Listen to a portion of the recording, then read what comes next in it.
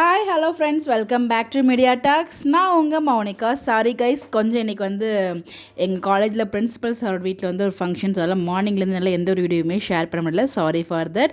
So இன்றைக்கி episode பற்றி first discuss பண்ணலாம். ஸோ காவேரியோட மைண்டை புரிஞ்சிக்கவே முடியல. ஒரு பக்கம் விஜய் வேண்டான்னு ஒதுக்குற மாதிரியும் காமிக்கிறாங்க, திருப்பி வந்து ரெண்டு பேர் அவங்க முக்கியங்கிற மாதிரியும் காமிக்கிறாங்க. ஸோ காவேரி கேரக்டரை எப்படி கொண்டு போகணுன்னே தெரியல, நமக்கு தெரியல. பட் அதை பற்றி நம்ம அப்புறம் பேசிக்கலாம்.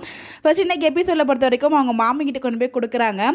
ஸோ மாமி வந்து பார்த்தீங்கன்னா நாங்கள் சாப்பிட மாட்டோம் அப்படின்ற மாதிரி சொன்னோடனே உடனே நம்ம காவேரி ஆக்சுவலாக கொண்டு போய் கொடுத்தா நல்லாயிருக்கும் நான் ஃபீல் பண்ண கொடுப்பாங்களோன்னு யோசித்தேன். அதே மாதிரியே கொடுத்தாங்க. பட் ஆனால் நான் எதிர்பார்க்கல கொடுப்பாங்கன்னு சொல்லிட்டு, பட் கொடுத்தா நல்லாயிருக்கும் அப்படிங்கிற மாதிரி தான் யோசனை இருந்துச்சு. பட் ஆனால் சாப்பிட கொண்டு போய் கொடுத்துட்டாங்க. ரொம்பவே ஹாப்பி. ஸோ விஜய் முஜிலா ஒரு ஹாப்பினஸ் இருந்துச்சு. ஸோ அவர் வந்து பட்ட அசிங்கம் எல்லாமே அந்த குழந்தை கொடுத்த சாப்பாட்டில் எல்லாமே போன மாதிரி அவரோட முஜில் அவ்வளோ ஒரு ஹாப்பினஸ் இருந்துச்சு. ஸோ வந்து அவர் எவ்வளோ ஹாப்பியாக ஒவ்வொரு வந்து பார்த்து பார்த்து பண்ணுங்கிறத அவங்க காவேரி கிட்ட சொல்லும்போது காவேரி வந்து பார்த்தீங்கன்னா ஒரு மாதிரி பாவமாக பார்த்தாங்க. அவங்க என்ன சொல்கிறாங்கன்னா, இவ்வளோ பார்த்து நீங்கள் அசிங்கப்படணும், நீ எனக்கு வந்து இந்த விஜயை பிடிக்கல, கெத்தாக இருக்க விஜய் தான் எனக்கு பிடிச்சிருக்கு, நீங்களாக இருங்க, தயவுசெய்து இங்கேருந்து நீங்கள் கிளம்புனா கூட பரவாயில்ல, கெத்தாக இருங்க, ஒரு விஜய் எங்கே இருக்கணுமோ அங்கே தான் இருக்கணும், விஜய் கெத்தாக இருக்கணும் அப்படிங்கிறது ரொம்ப தெளிவாக காவேரி வந்து சொல்லியிருக்காங்க. அது புருஷன் அவமானப்படுறத காவேரிக்கு பிடிக்கல, அதுதான் எக்ஸாக்ட் ரீசன். இதுதான் காவேரி போன பின்னாடியே வந்து பார்த்தீங்கன்னா மாமியும் மாமா வராங்க. ஏன் விஜய் வந்து இப்போயும் மாமிக்கிட்ட உண்மையை சொல்லியிருந்தால் நல்லா இருந்திருக்குமே எனக்கு ஒரு ஃபீல் இருந்துச்சு.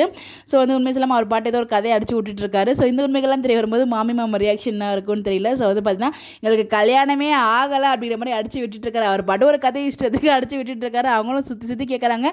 அந்த எல்லா கேள்விக்கும் இப்படியே வந்து பதில் சொல்லிட்டு இருக்காரு.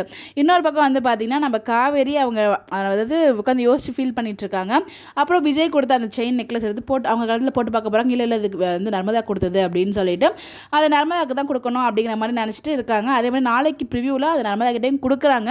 அப்போ ஒரு அம்மா கேள்வி கேட்குறாங்க. ஸோ இது ஏது உனக்கு, இது கிட்டத்தட்ட 2 பவுன் இருக்கும், எப்படி உனக்கு அவ்வளோ காசு இருந்துச்சுன்னு சொல்லி கேட்கும்போது கண்டிப்பாக அந்த இடத்துல காவேரி முடிக்கிறாங்க. என்ன சொல்லி சமாளிப்பாங்களா மாட்டுவாங்களா? அவங்களுடைய கருத்துக்களை மறக்காமல் கமெண்ட்டில் ஷேர் பண்ணுங்கள். இந்த மாதிரி எப்படி தெரிஞ்சுக்க நம்மளோட சேனலை ஃபாலோ பண்ணிக்கோங்க. இன்றைக்கி எபிசோட் வந்து பார்த்தீங்கன்னா விஜய்க்காக காவேரி பேசினது அது எல்லாமே ரொம்ப நல்லா இருந்துச்சு. உங்களுக்கு எப்படின்னு சொல்லி மறக்காமல் கமெண்ட்டில் சொல்லுங்கள். Bye bye.